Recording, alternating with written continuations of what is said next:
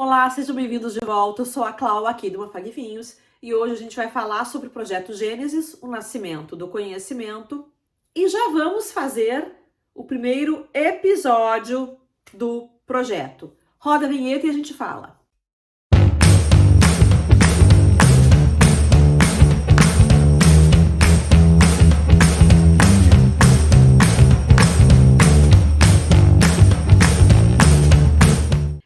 Foi uma falha minha não ter botado o vídeo sobre o Gênesis aqui no canal. Eu falei lá no Instagram, jurando que tinha já postado também no YouTube e não tinha feito isso. Então, explico agora o que vai ser o projeto e a gente já começa a falar uma pequena introdução, algumas coisas que eu já li sobre o projeto.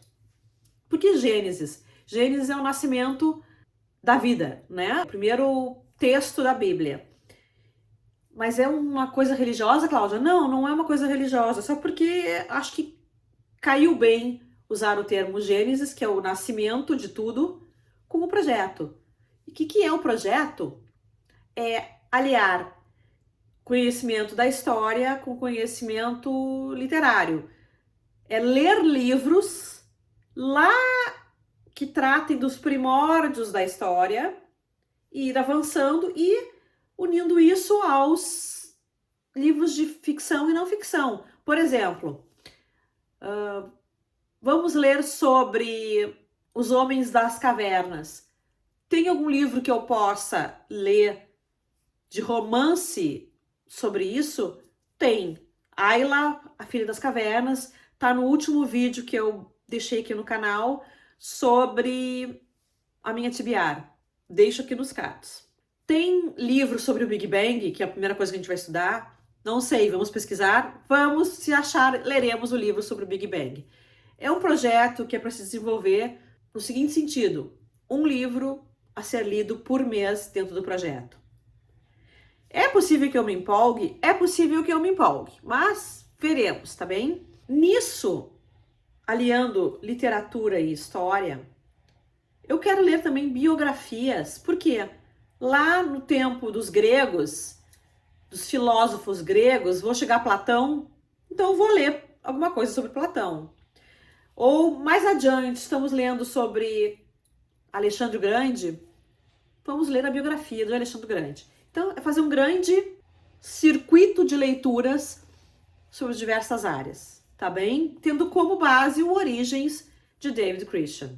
Para começar, então, falando sobre Origens, entendam o seguinte: no início não existia nada, no início da vida, lá atrás com o Big Bang.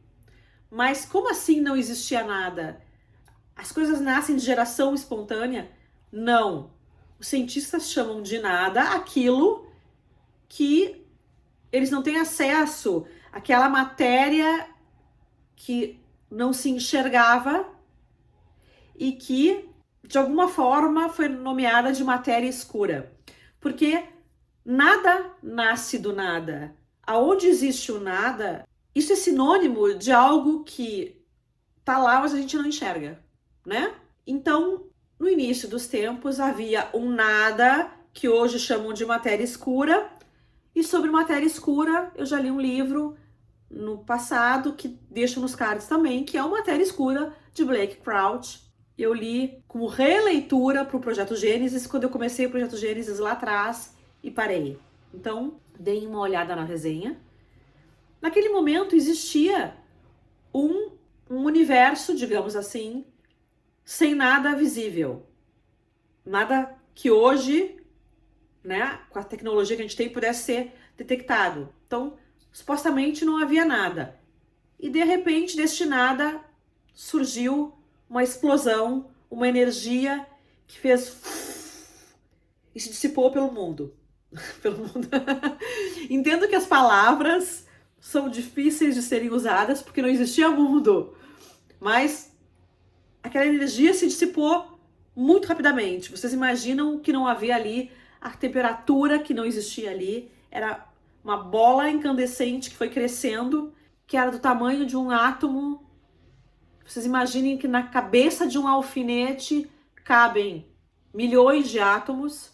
Então, essa energia que se expandiu era pequeniníssima. Deixa eu dizer para vocês. Hoje os cientistas já conseguiram fazer uma simulação disso. Do nada, entre aspas, surgia alguma coisa. Sinal de que não havia o nada ali. Existia alguma coisa que não era enxergável. Ok, estamos falando do Big Bang. O Matéria Escura é sensacional o livro. É um livro de ficção científica que eu acho que merece uma leitura atenta. E tem filmes que eu vi na época também. Eu deixo aqui embaixo na descrição algumas coisas bacanas que vocês podem assistir de ficção, tá bem?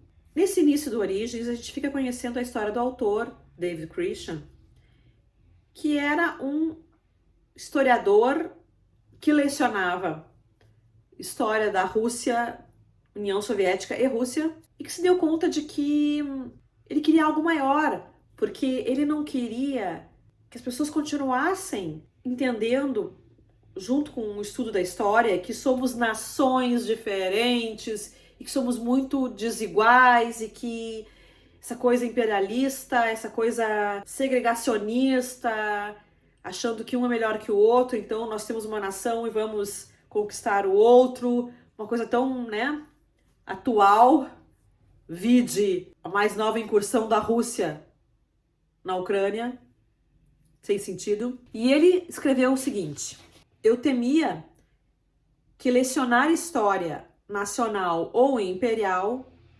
transmitisse a mensagem subliminar de que os seres humanos estão divididos no nível mais fundamental, em tribos concorrentes. Era essa uma mensagem útil para transmitir em um mundo com armas nucleares? Olha que atual isso.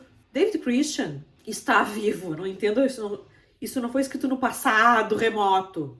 Mas ele começou a lecionar o que ele chamou de Big History em 89.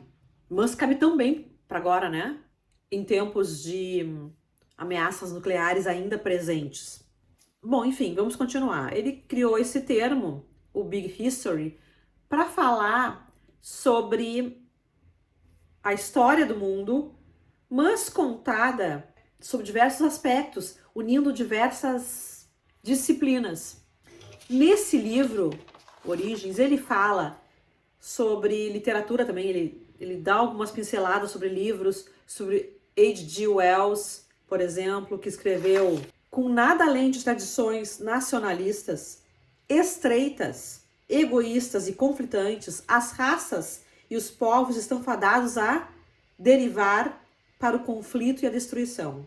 Enfim, David Christian começou a falar sobre diversas disciplinas juntas e nos dando uma noção de como é que foi a criação do mundo. Então, ele começa, obviamente, pelo Big Bang, que eu já falei para vocês. Agora, imagine o seguinte: o Big Bang foi uma força descomunal. Se fala em explosão, porque parece uma explosão, mas na verdade foi um estiramento, digamos assim, rápido, daquela bolinha que era um átomo, com muita força. Tal ponto de que quase 14 bilhões de anos depois, a gente ainda não conseguiu parar de andar. O nosso universo continua em expansão, nós continuamos andando. E se algum dia você teve a ideia de que estamos sozinhos no mundo, eu acho melhor repensar isso. Há 100 bilhões de galáxias no universo, número projetado, mas podemos estar redondamente enganados e haver 200 bilhões, 300 bilhões, sabe-se lá, a vastidão disso tudo. E cada galáxia com 100 bilhões de estrelas. Só aqui houve condições de criar vida? Acho difícil. Acho bem complicado, né? Acho arrogância nossa achar que só aqui. Ah, vida inteligente em outros planetas? Não sei. Não sei, gente. Eu sei que foi assim que aconteceu, de acordo com a ciência. Uma explosão gigante e se formaram 100 bilhões de galáxias no mínimo. Então, ponto para a gente pensar. No Origens, o David Christian usa de uma palavra que ele chama limiar. Né? Ele gosta de dizer que nós passamos por mais ou menos 8, 9 limiares, que são aqueles momentos em que tudo mudou, ou que muitas coisas mudaram, ou que aquilo que existia tomou nova forma e criou novas vidas ou novos jeitos de pensar as coisas. Ele fala de 9 limiares. O primeiro limiar seria então o Big Bang. Ele vai usar um termo também que ele chama cachinhos dourados. Cachinhos Dourados é uma história infantil que vou ler para conversar com vocês para o próximo vídeo, mas é uma história infantil muito conhecida, em que uma menina se perde numa floresta e encontra uma casa com caminhas e mingau, sei lá o quê, e ela procura comer o mingau nem tão quente, nem tão frio, com uma condição ideal.